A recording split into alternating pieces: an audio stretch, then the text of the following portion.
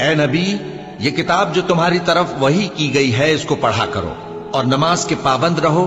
کچھ شک نہیں کہ نماز بے حیائی اور بری باتوں سے روکتی ہے، اور اللہ کا ذکر سب سے بڑا ہے، اور جو کچھ تم کرتے ہو اللہ اسے جانتا ہے۔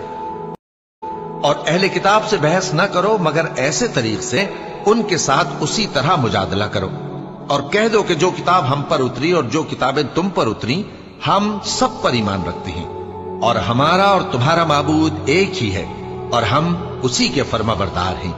اور اسی طرح ہم نے تمہاری طرف کتاب اتاری ہے تو جن لوگوں کو ہم نے کتابیں دی تھیں وہ اس پر ایمان لے آتے ہیں، اور بعض ان مشرک لوگوں میں سے بھی اس پر ایمان لے آتے ہیں، اور ہماری آیتوں سے وہی انکار کرتے ہیں جو ہیں ہی کافر۔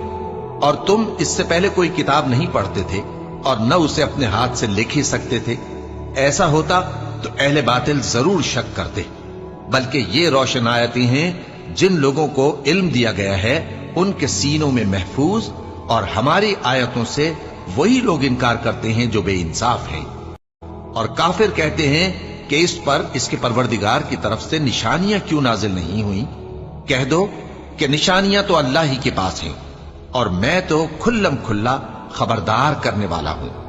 کیا ان لوگوں کے لیے یہ کافی نہیں کہ ہم نے تم پر کتاب نازل کی جو ان کو پڑھ کر سنائی جاتی ہے؟ کچھ شک نہیں کہ مومن لوگوں کے لیے اس میں رحمت اور نصیحت ہے۔ کہہ دو کہ میرے اور تمہارے درمیان اللہ ہی گواہ کافی ہے۔ جو چیز آسمانوں اور زمین میں ہے وہ سب کو جانتا ہے، اور جن لوگوں نے باطل کو مانا اور اللہ سے انکار کیا وہی نقصان اٹھانے والے ہیں۔ کہہ دو کہ میرے اور تمہارے درمیان اللہ ہی گواہ کافی ہے۔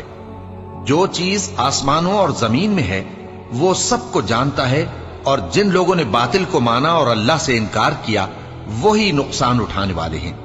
اور یہ لوگ تم سے عذاب کے لیے جلدی کر رہے ہیں، اور اگر ایک وقت مقرر نہ ہو چکا ہوتا تو ان پر عذاب آ بھی گیا ہوتا، اور وہ کسی وقت میں ان پر ضرور اچانک آ کر رہے گا اور ان کو معلوم بھی نہ ہوگا۔ یہ تم سے عذاب کے لیے جلدی کر رہے ہیں، جبکہ دوزخ تو کافروں کو گھیر لینے والی ہے۔ جس دن عذاب ان کو ان کے اوپر سے اور ان کے پیروں کے نیچے سے ڈھانک لے گا، اور اللہ فرمائے گا کہ جو کام تم کیا کرتے تھے اب ان کا مزہ چکھو۔